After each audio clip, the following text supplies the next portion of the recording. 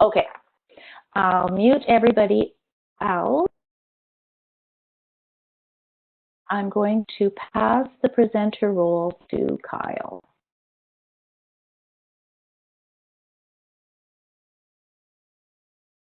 All right, so I think I now have control. Okay, you do. Perfect. Okay, perfect. So is it my screen that's now up?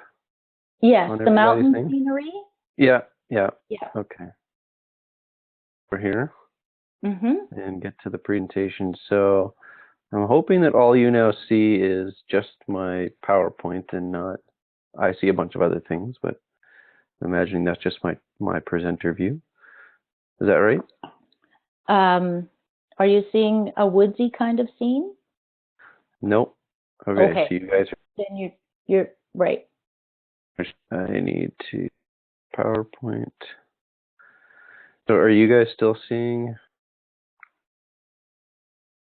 I'm going to unmute everybody here for a second.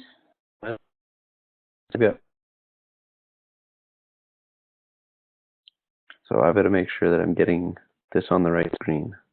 Okay. So is everybody seeing Kyle's screen? Yes, Precompetition. Yeah. Okay. Okay, good. So you're seeing the PowerPoint presentation? Yes. Right. If I haven't started it, okay. So, and it's still there. Okay. Okay. So we'll get rolling then. If everybody's seeing that, if anybody's having trouble, just kick in the chat box. So, and I see Glenn has already asked if we can provide a copy of the slides. I don't see that being a problem to provide you with that. There's nothing in here that's top secret. I'm recording the session, and so not only is the audio recorded, but the screen is recorded as well. So everybody will get the full presentation. Awesome. Excellent. Okay, so as you can tell, we're going to be talking about pre-contemplative or the pre-competition planning. So I will go over a little bit of kind of a couple of different YTPs or annual plans, but only the pre-competition portion of those, because otherwise it gets to be a little bit too daunting task. So as Andrea said, I do the national team consulting for strength and conditioning, and that's an old picture. I have a beard now, so I look very different. I need to get an updated picture. But I also work for the Canadian Sport Centre here in Manitoba. And aside from curling, I also work with a few other sports. So I just started working with some paddlers, canoeing, kayaking. I've worked with diving for many years. I've also been doing some work with Taekwondo, and so quite a few different athletes that I've worked with over my years. But curling has certainly been a significant part and continues to be a significant part of my job as we move forward. So periodization itself, and I need to move, hold on. Got this chat screen kind of sitting in front of me, so one sec. Periodization is really just a fancy term for planning. And it's been around for many years. Leo Matveyev is probably the person who started kind of the modern version of periodization that we kind of are familiar with today. And then others like Tudor Vampa, who is a Canadian researcher, have certainly done extensive amount of work on the concepts of periodization and really kind of how we use them today. A lot of it's based on what's called the general adaptation syndrome, which was proposed by another Canadian scientist called Hans Selye. And the components of this are alarm, adaptation, and exhaustion. And really what that means is, and it's based around this idea of supercompensation and compensation. So this screen here, what we've got is we're looking at this FC is called the functional capacity. So if we think that this line here across the board is your kind of normal functional level, or whatever that happens to be at this time, whenever we introduce a workload, whatever that workload happens to be, whether it's a strength training session or a aerobic session or some kind of a workload, we will get a response. That response involves a period of alarm where immediately after your function is lower, right? and even during. So we have a decreased capacity. And then we follow that up with the adaptation phase. So once that workload is finished, you're going to have a period where your system is still going to be depressed, and then it starts to climb up and we start to have recovery. And we usually have a period of supercompensation, so where we have functional ability beyond our normal functional capacity. And we call that the adaptation phase. So we want that to be able to introduce a workload, ideally, during that supercompensation phase. So it's related to load. Typically, the greater the load, the greater the supercompensation. As long as we don't exceed the ability of our abilities to adapt, and if we exceed our abilities to adapt, then we enter into exhaustion. Like I said, ideally we'd introduce the next workload during the supercompensation, so that now we would continue to progress that system up, and eventually that functional capacity line that we see here will climb up. And we have an improvement of that particular parameter, right? So whether it's an increase in strength over time or an increase in aerobic fitness, this is all kind of what we base the concept of periodization on. If we introduce the next workload too early and we haven't had a chance to fully recover, then we start to have a decrease in the functional capacity. And we will then putting our athletes at risk for injury or illness and or injury. And that's obviously something we don't want, right? The number one detriment to performance is illness and injury. So we want to avoid those types of situations. So understanding how a particular type of workload is introduced and how that, where your athletes supercompensate or will be recovering is an important process. So we try and plan that in as best we can. Ideally, our annual plans or YTPs are done at an individual level, right? So if you've got 4 or 5 players on your team, ideally you've got a YTP or an annual plan for each individual on that team, because your adaptations are very much individual as you go along. So we use training principles and science to structure that training program. So we really want to keep it very, very simple, as simple as we can, but still providing guidance to the daily training. So ultimately what we're doing is we're trying to create a big picture to help us then dictate what we're going to do on Monday of this week, and then what are we going to do on Tuesday, and what are we going to do on Wednesday, and how does that tie in with the overall bigger picture approach. So we want to eliminate that aimless kind of random programming that sometimes gets put in. It's important to take note of as many variables as possible. We want to know what kind of things are going on in the individual's life. The more we know ahead of time, the more we can plan for those. So if an athlete's planning on going on a family holiday, they've got a family wedding coming up, their own wedding, they've got exams that they need to study and prep for. All of those things are important variables because 1, they'll take time, and 2, they're probably going to add some stress, especially at the exam time. Adding that kind of additional stress level is another stimulus into the overall system of the athlete, and their ability to react to physical stress is maybe compromised by all of the other stress that's going on in their lives as well. Certainly, there's going to be things that come up that we can't plan for, so that's where the flexibility component is important. So we need to be able to adjust and modify this your plan as you go along.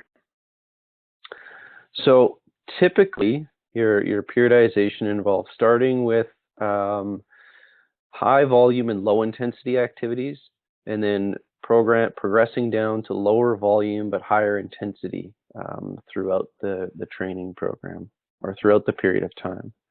Again, that's very general. Some things might actually increase volume as you go up and then drop as you go down. So we don't necessarily jump right into it with a lot of high volume, but we may build up and then progressively bring that down as we go along. There's multiple different kinds, but these are probably 2 of the most common models. The traditional model is kind of a linear, so you gradually increase intensity over time and decrease the volume. What I tend to use now is an undulating or a non-linear model. I find that, especially with respect to the strength training component aspect of it, I've had some really good success. And both models will have success, but what I found with the non-linear is you can have success in a shorter amount of time by varying up the types of workloads that you're going to introduce. And I'll show you some examples of what some of the workouts could look like. So by now, I'm sure you've all have seen an annual plan. If you haven't, then this will be eye-opening. But we break it down into two large portions, like pre-competitive and competitive. And like I said, you can have a team focus, but I also like to use this individual focus on growth. And hopefully now everybody is seeing my spread, or this. This is typically would look like, and obviously I would have this expanded out over the entire competitive season, but I judge a component of. You're breaking up a little bit, Kyle. Have you changed something? No, still in the same location, haven't moved, so hopefully, yeah. The risk of internet, sometimes everything is inconsistent, so. Yeah. Hopefully everybody's getting the grasp of this. I haven't seen any chatter, anybody posting in the chatter box. So you can see up here, I always have these same components in every YTP or annual plan that I've ever worked with. The year, date, I like to work on Mondays as my day of the week. So I typically lay these out, set that up, that week at the beginning of the year. One started at the beginning of May. That's the narrative program athletes, because the end of the season tends to be, the players and the Champions Cup, which is end of April, which is a long time. It's a long season for these athletes at this point. And then anything of significance that might happen. So I kind of grabbed this that happened in May. I updated it to this year, so it's not last year, but they were particularly going to Minnesota, and I took out the event. So now I can account, right? And then in the season, this will have all of their schedule kind of laid out as well.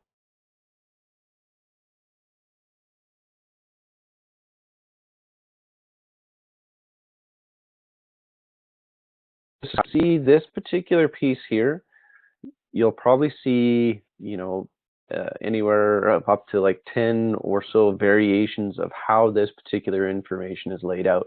And I can tell you that I've changed it over the 10 years that I've been doing these kind of things with strength training focuses. So I've changed it, and I have a number of different versions, and you'll see a different version when I pull up a different example in a sec, once I'm done with this one. But I tend to like to use this terminology. So in the pre-competition, I tend to break it down into three kind of big phases throughout the year. And sometimes I'll break this, I've broken this one down if I've got a little bit more time. You see that kind of I go down into the phase focus, and I've actually got this split into two separate, what are called macro cycles, or blocks in this case. With the focus here being in this build phase. So we're assuming that we're not starting with an athlete who is completely deconditioned. Your transition period should be short enough that they should come in with some type of fitness. We'll talk about testing in a minute. And that they're going to develop, we're going to start building them back up after this period of time. So we'll have identified a few areas that we want to work on, and we'll focus on starting to build some of those areas in this particular component. So my usual focus in the build phase, or in the build phase, is going to be to develop an aerobic base. All right, so we're going to start with some pretty open types of aerobic training, so nothing with a lot of focus, just your typical long, slow distance type approach. So I'll program it in and say, okay, you know, here's your block of aerobic fitness. We're going to go for a jog or a bike ride, do it for this time period. And then we'll start to add some intensity and a little more guidance as we go through. With the strength training, we'll start with some of the base focus, and I'll show you some examples of the strength training as we go along, and we progressively move towards more strength type focus, so heavier weights and lower repetitions. And then we progress into the power components. We start adding in a little bit more power, and I'll kind of show you this down in this area in a second. And then getting into the sport-specific integration and developing and improving. We have a little bit more transferability to the sport of curling.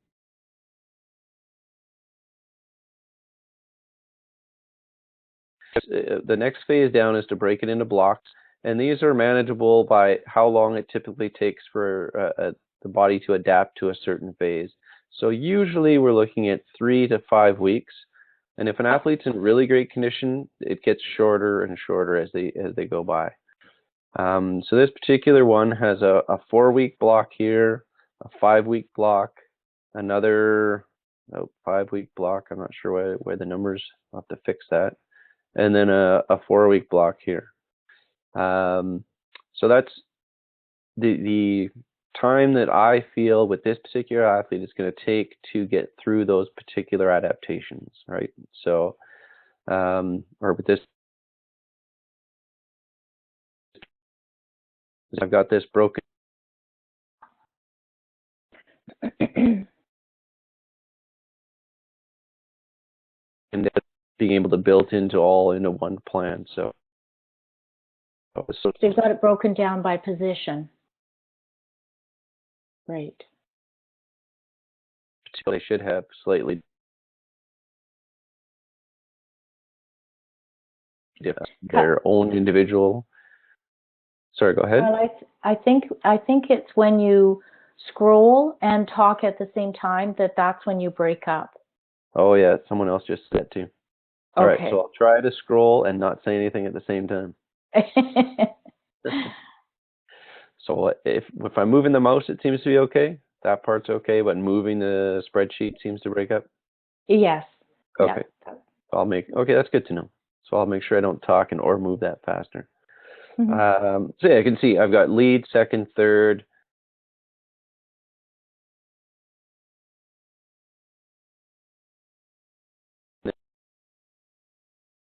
Or split up into this particular plan so that then I can go and have some individuality if needed within this group here. So this next column, kind of break it down. So I like to work with 3 days. I typically don't do much more than 3 days a week with most of the types of exercises that I'm going to prescribe. Everyone's kind of prefers to do things over 4 days, whatever their breakup is because of work schedules and things like that. So I've just kind of shown you what I typically do, and then I'll modify it based on the needs for an individual athlete. So I've got my aerobic training here, anaerobic training, and resistance training. So the aerobic training is broken down, and I've got light, medium, and heavy training loads, and you'll kind of see that I kind of use that terminology here. I've actually varied it up now with a few different things, but this kind of shows you how it typically would flow with my thought processes and how you can kind of think about, where you can apply this into your practices. So if we start to build up in volume or in intensities and in workload. So for this is a combination of volume and intensity with these light and medium. And we get into heavier workloads, which would be much more higher intensity as we progress through the year. With the skips, generally tend to not have as big of an influence onto the interval work as we progress. Other positions,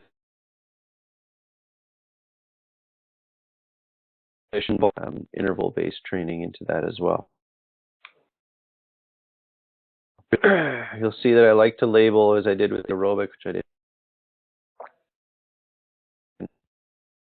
While I'm scrolling, I'll remember to not do that. So I label how many times a week that I'm going to be doing a particular workout here on this line. And then this is the type of workout that's happening. So if this particular week, we're going to start with a lower volume in here.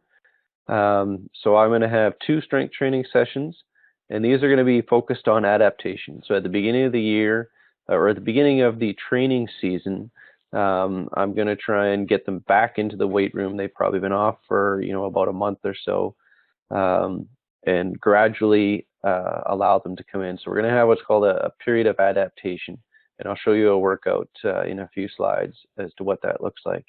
And then I'm going to start to introduce in an adaptation and another adaptation.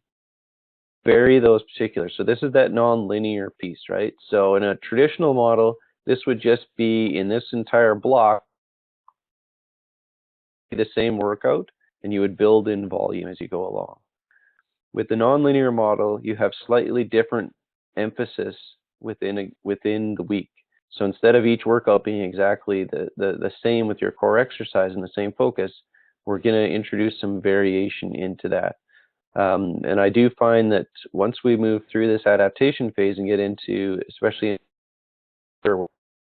having some of that variation leads nicely to have to the adaptations that I want, and that not having a block of heavy pushing, the athletes really respond quite well to that by having that broken up. So you can see here that, and then as we into the next training block, that this now progresses in our strength training goals to much heavier, much more prominent loads, which are heavier max lift type loads. And then when we progress to the power block, we'll start to see that it's heavy, medium, heavy power, and you're going to start to see more power as we go along, as we progress through and build up the volume or the amount of power workouts that we're going to be doing. And then that shift into here, into that we're also having a much more prominence of the power workouts versus anything else as we progress along, but not ignoring. Want to continue. We're still going to include some heavy lifts, even though the focus is a power focus at this particular time.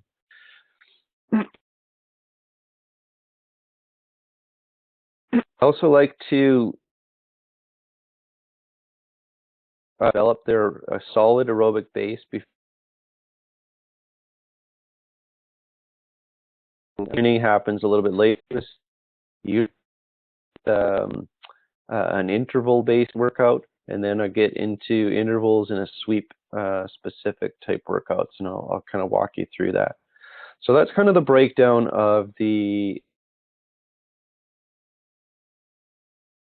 plan spreadsheet would look like. So I'm just going to go back to the PowerPoint presentation. Okay. The team focus. So if I don't break it down into individuals, and this is what one might look like. So this was an example of a team. Oops. Let me go back. Of a team that we used this year. So here you can see the components are very the same, very similar. This particular one also, it was the coach's view, so it has the technical and the tactical components, which, when I'm doing my own, I don't include because that's not my end of the spectrum. But you can see that I've used similar terminology when I helped build this particular one. So we have a period of time when we're building the base, developing the power, specific power capacity in this particular point. We've got the anaerobic piece here, resistance training component here, mobility, stability, again, identified areas of weakness with this particular group. But this is another view of how you can incorporate that. So the pre-competitive is the most important time of the year to build fitness. So for me, this is really where I earn my keep as far as getting the athletes prepared for the length of the season. We're working, like you saw on the annual plan, from more of a general approach to a very specific by the end of the season. When we're setting up the plan, we want to ensure that it has a focus. So we should be determining some kind of goals. We want to have a few things that the athlete wants to improve on. Hopefully at this point, depending on where they are, that we're not having to improve on absolutely everything related to their fitness, because that becomes a very difficult challenge. And it may be that, if they're really low across the board, that we might want to focus on one or two things that help build that up. So you may determine goals based on a number of different things. So if you're doing any type of postseason analysis, call it a gap analysis, call it what you'd like, where you have a debrief on the season and you look for things that might be want to consider. And maybe you're finding statements like, I find myself breathing harder and harder as the game progresses. So that might be something that's telling that you might want to work on developing either better aerobic base leading to the next season, and that could be you may find that you've done some type of aerobic fitness test and they're coming out low, so that kind of reinforces what they were seeing, the feedback you were getting out during the season. So now we'll set a goal to improve aerobic fitness. So we want to do better on, let's say, the BEEP test, which is a good field test for developing or for looking at aerobic fitness. So some of the areas that we want to look at is speed and speed endurance. So the speed component, we can think of that as as a single effort component of, let's say, driving out of the hack. Or looking at speed endurance in more of a sweep and ability to maintain sweep intensity down the sheet of ice. Strength certainly leads into being able to perform both of those as well as our strength endurance.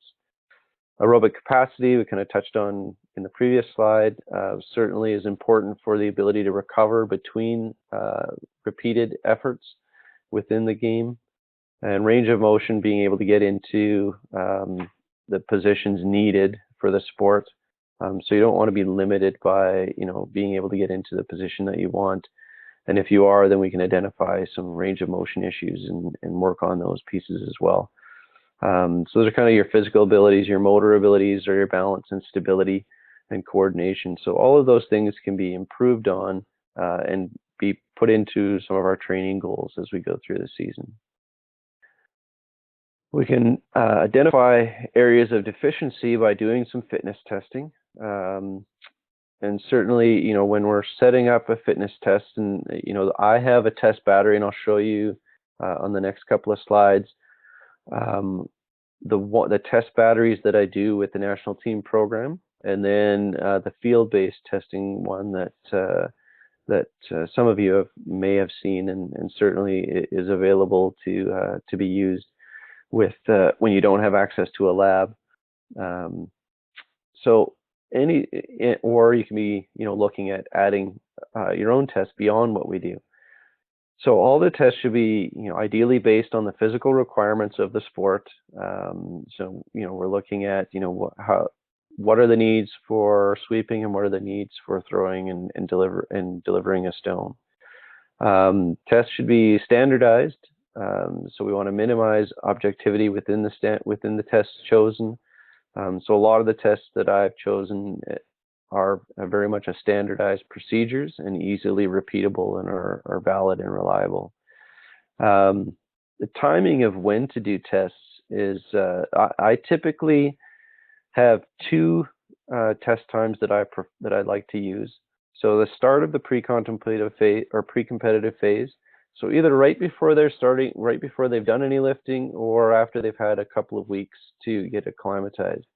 The reason I would give them a couple of weeks is because some of these tests are maximal and can lead to some muscle soreness if they've been off for a particularly long period of time. So rather than, I would certainly be able to get some useful information out of it, but there'd also be a period of time where they'd be sore and stiff and not be able to lift effectively. So I'm okay with giving them a couple of weeks to get a little bit of lifting volume in so that they can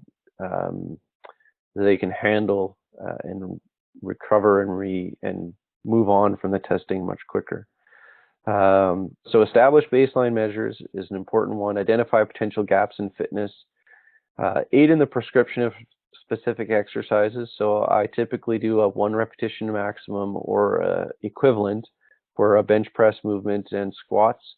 So I can then prescribe a percentage of those as we move down the road. The end of pre-competition phase or pre-competitive phase. So at the end of that summer, before they get into their first spiels, ideally that's another time that I would like to get in and have them do some testing, because I can see how, determine how our training went over the summer and see if we need to change anything up heading into the next summer's training.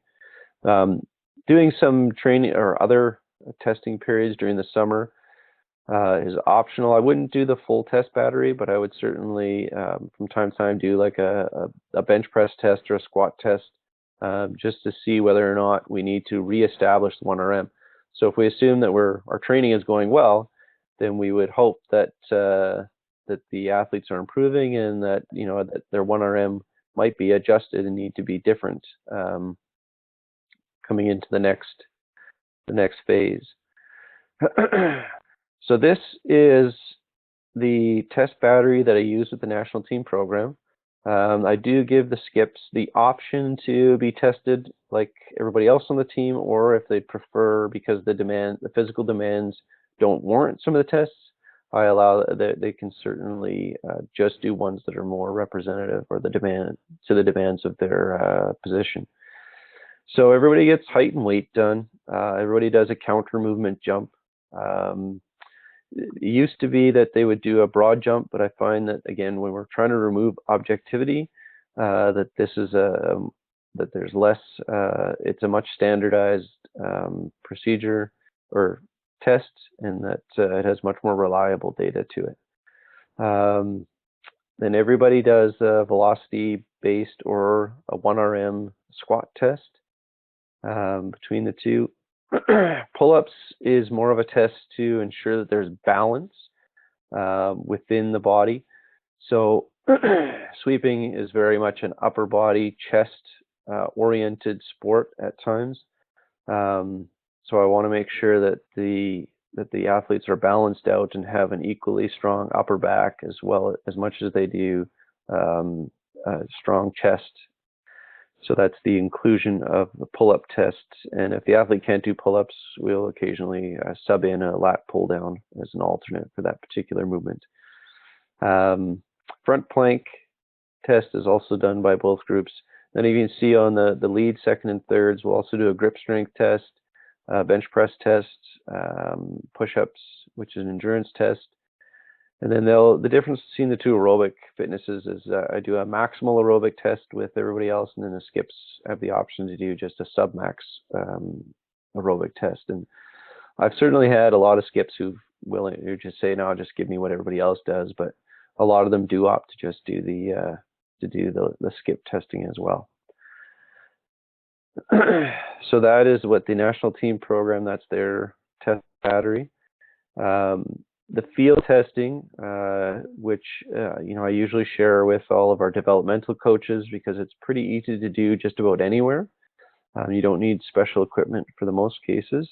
Height and weight, you can do a counter movement vertical jump, and that can easily be done. I use a force platform when I do it with the national team program or other fancy pieces of equipment. But even putting a tape measure up on the wall and doing a jump test that way where you're marking and reaching up it can be done as a field test. It's pretty simple, and the field test battery that I have has an explanation of how to do this wherever you happen to be. Grip strength is a tough one. You do need a grip strength dynamometer, which is a special piece of equipment, but they're certainly easier to get a hold of in most major cities than it is getting a force platform, for instance.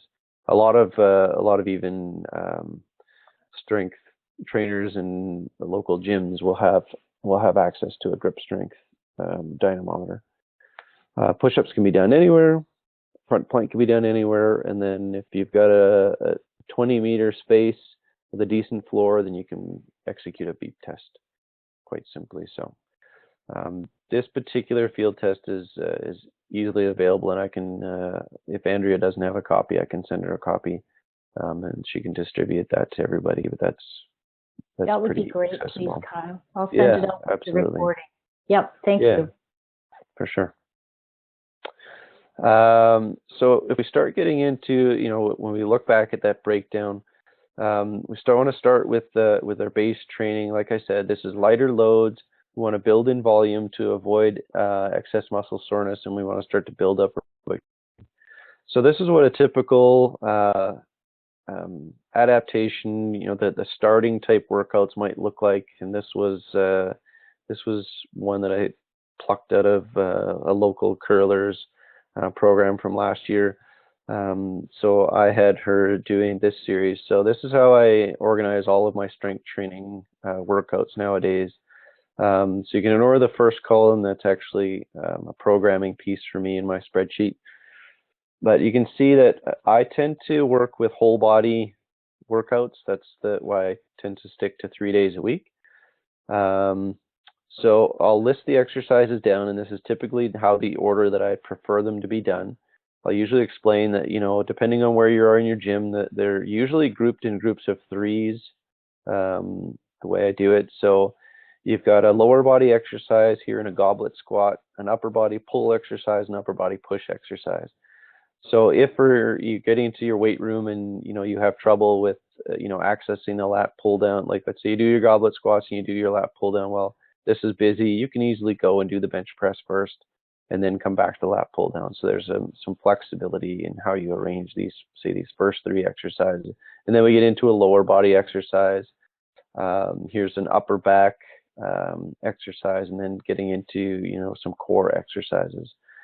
So the order of these is, I want these first three done, and then after that, the order can be switched up if needed to be, depending on how you're going. But ideally, I'd like it to flow this way. 3 sets. I have a question, Kyle. Yep. The 60 seconds rest, is that between each set of each exercise, or is it if you do the 3, the goblet squat, the lat pull down, and the bench press, and then you rest for 60 seconds, and then you go back and do those 3 again? Yeah, no, it's the way you first. So you would do all your goblet squat first in this particular arrangement, right?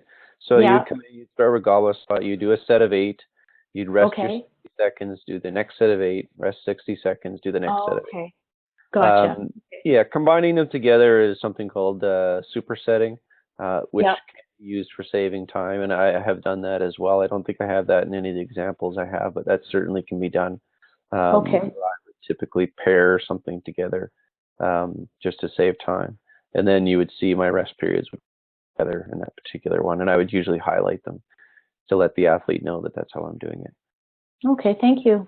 Yeah, and then the way I work it is this ends up being a log sheet. So the athlete goes in, fills their reps, fills the weight that they did, and it automatically plugs what's called a load volume in for me, so I can track that if I want.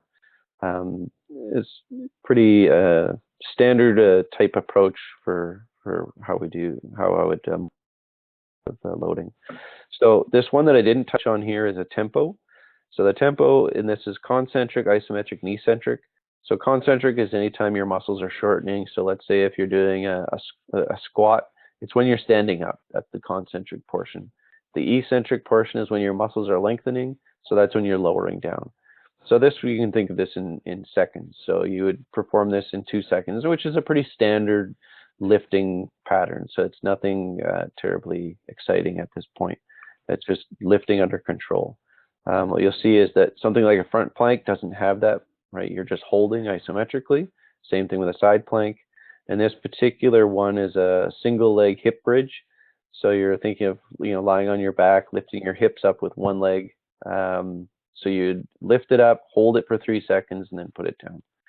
And I've got all kinds of different variables that can be thrown in there, but it's more of how the focus looks that I want you to kind of get out of this one. A medium workout, like I said, this would be kind of the next step up. You can see that I kind of dropped some of the reps down for some of the main ones. Push-ups, we still tend to want to have some volume in this particular one. Still not tons of volume from the sets positions, so still 3 sets, 6. A slight change, one a little bit faster on the concentric, and then we're giving them a little bit more rest because we're going to increase the load because we're dropped down the number of reps in this particular workout. So a little bit longer rest. This is a typo. I don't normally give 2 minutes for a bottom-up push-up. It's probably should be about 90 seconds or 60 seconds.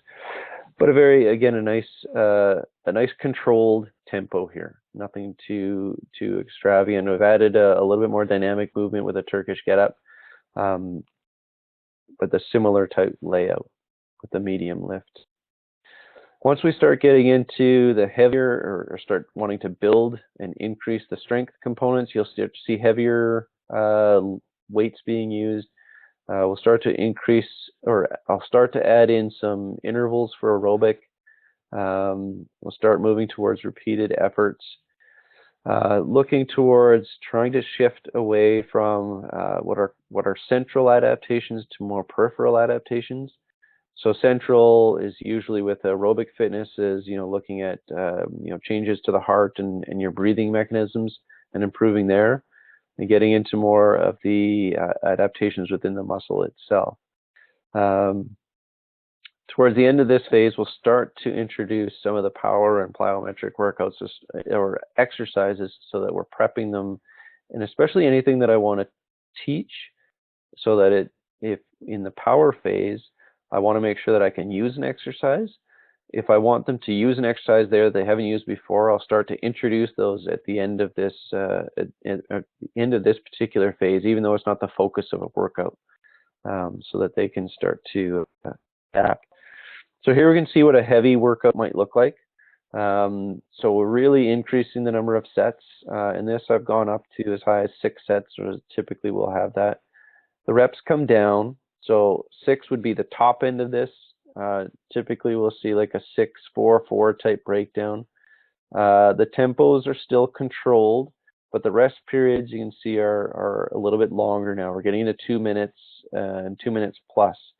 The reason is that now we want the next effort to happen when they've had as much recovery as they can. If we shorten the rest period, the muscle itself hasn't had enough time to recover, and we're introducing the next set under a slightly fatigued state.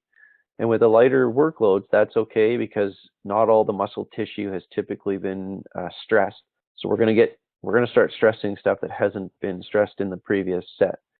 Whereas with the heavy one, typically with the loads are heavy enough that all of the muscle fiber has to be stimulated or pretty close to it. So we want to allow that whole muscle group to now fully recover. So we need a longer rest period.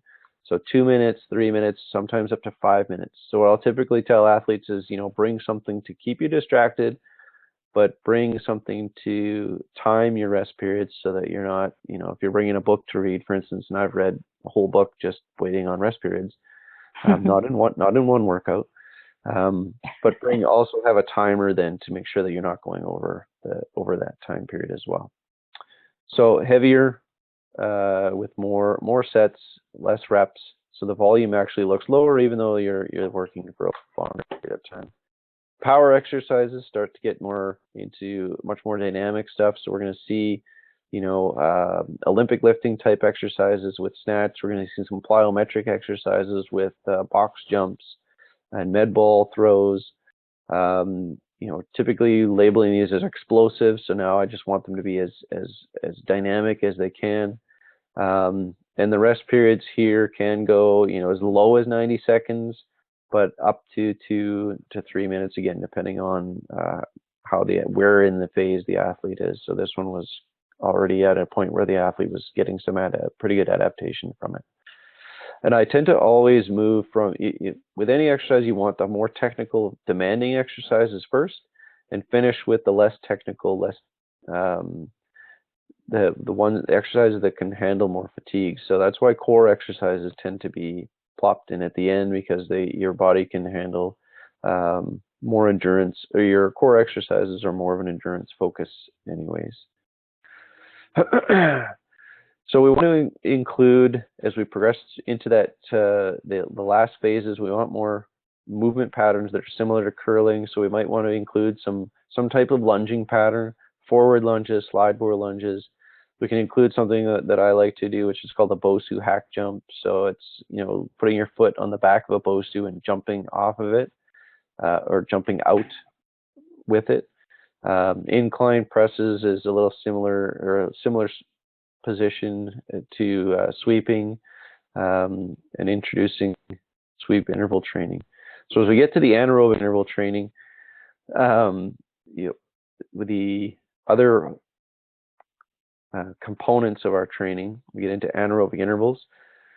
So I like to start with introducing this particular type of circuit, which has some semblance to some of the motions. So I'll typically have a core movement and try and put them into similar body positions that are a little bit more transferable, something like mountain climbers, and pushing that intensity up, but giving them some rest periods that are a little bit, are still easier to manage. So this particular one, 4 sets of this one, they're going to do 45 seconds. And this is kind of like you were saying before, Andrea. So this is where you're going to go ankle hops, then front plank, then side plank, then skater jumps, then you're going to have a 30-second rest. Then you go to glute bridge, bird dog. So you're going to go down this whole line and do this whole set first. Then you're going to rest for this 3-minute period, and then you're going to go back and do set 2. So you do this whole thing once, rest 3 minutes, do it again until you've done the 4 sets. So that's the difference with a circuit training. So very metabolically demanding. We're going to push into the anaerobic area of our energy demands. And we're going to prep really for lead into the sweep type intervals. With the sweep type intervals, ideally we do this on ice if they actually have access to it, or we can use an artificial surface. So something like this shooting board. So I've often got curlers to go out and either get a slide board if they've got one in their weight room, or go out and buy one of these artificial shooting surfaces. It doesn't slide perfectly well, but you can usually find a combination of putting a towel underneath the broom, spraying it with some kind of lubricant, and I usually leave that up to the athletes to find something that feels as close to ice as they can, if they can't actually get on ice, to do this sweep type intervals. It would be an example of a sweep interval that I've done before. So we start with a warm up, a general warm up, dynamic warm up, and then we get into the first set of workloads here, which is a 1 to 6 work to rest ratio. So 10 seconds on, 60 seconds off, and you want to be working at about 95 plus in your 10 seconds on, and then having an active recovery. So walking around for the 60 seconds off. And you would do this for 2 sets of 6 reps. So you would do six of these 10 seconds on, 60 seconds off, then rest 5 minutes and do another 6 of those. And that would be the first stage of this particular workout. And then we'd go down to a 1 to 3. So 10 seconds on, 30 seconds off with 2 sets of 5 with 3 minutes recovery in between. So we're progressing from a higher ratio down to a lower ratio. And again, this is an example of what a sweep interval would be. It doesn't have to be exactly how you would do it, but it gives you kind of an idea of how you can set that up. So longer work to rest ratios generally to allow your athletes to recover a little bit better. Certainly, letting your athletes get in some cross training during the off season is a great way to get in some of that base type training. So whether it's playing soccer, playing softball, is a great way to develop some other components to their game, to their fitness as well. Ideally, that's done in the foundation. I've certainly had a lot of athletes that play competitive baseball, seems to be a common one, throughout their off-season training, which can be a challenge to getting in a good training program as well. So optional, but always a risk associated with it. So I think that's not bad. I've got 10 minutes left to answer some questions. We'll open up the mics. And so if anybody has any questions for Kyle, fire away. Maybe say your name and then... Yes, good idea. Let us know who's speaking. Okay, so I have a question. Kyle, this is Glenn. Hi, Glenn. So thanks for the talk. I really appreciate the slides and a copy of the field test. Yeah. Field test. Yep. Yeah, absolutely. I've had visions of doing that with my junior women's team. Although when I simply mention the beep test, I get these ugly looks. Yeah. It's not exactly their favorite thing to do. I did it at Laurier when I was head coach at Laurier, and I made them do it, but with the girls it's a little different. I did have one question for you. Yeah. So in particular, coaching women. Yeah. So I totally understand the need to have customized plans per athlete because everybody's different. But with women, an issue is the girl's menstrual cycle. Yep. And it can be. Some have severe responses to their menstrual cycle and others do not. And so what's your experience in working with young women, and what do you recommend in terms of training when, for example, for one of the females that I coach, there's a period of about 5 days during her 28-day cycle where things are really not very good. Yeah, so being able to identify that and knowing when that happens, then, and especially if it's consistent, right? Sometimes it's not, menstrual cycles aren't consistent. Yeah. It allows you the ability to then program kind of around that, right? Yeah. Sometimes exercise can be helpful, but sometimes, you just end up with such severe cramps that, even getting out of bed can be an issue. So, yep. It's helpful to know, when it's coming, and being able to have that level of discussion with your athlete is really important too. So that's awesome that she's willing to share that with you, because sometimes it's, athletes, don't share it. And I've been pretty lucky with the athletes that I've worked with, that none of them have really, I've had quite an extensive female population that I've worked with over my years, but none of them have had any cramping that has, basically incapacitated them for their training. So it's been, pretty good that way. So I have. Yeah, well, and I understand it because my wife has that similar responses too. So where she's cramped. Yeah, so the usual reaction, right, is these girls are athletes, and they're private, and they're proud of their abilities, and they're usually not very forthcoming about this kind of thing, especially since I'm a guy. Yep. But they have opened up to me a couple of times about this kind of issue, and so in doing the reading, some of the reading that I've done, there's a pretty different physiological impact on a female system between the luteal phase and the follicular phase. Yeah. And at the moment, you don't seem to be distinguishing between those two. Yeah, like it's we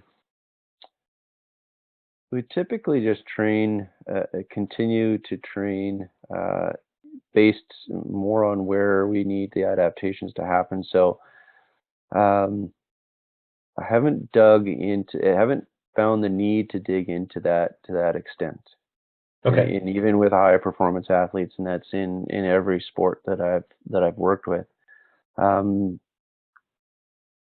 But I do know where you're coming from. But yeah, it's usually the timing around everything else that goes into their the mix of their life schedule and everything else, that I don't tend to shift the workouts around their menstrual phases, other than whether or not they can or can't function, if that makes sense. Okay. All right. Yeah. Yeah. And I don't think that there's, I haven't found the need to program that around that to that extent either. Okay. Well, certainly with at least one of my athletes, there is an absolute requirement to program around it, because they are debilitatively incapacitated, at certain points in their cycle. So right. Yeah.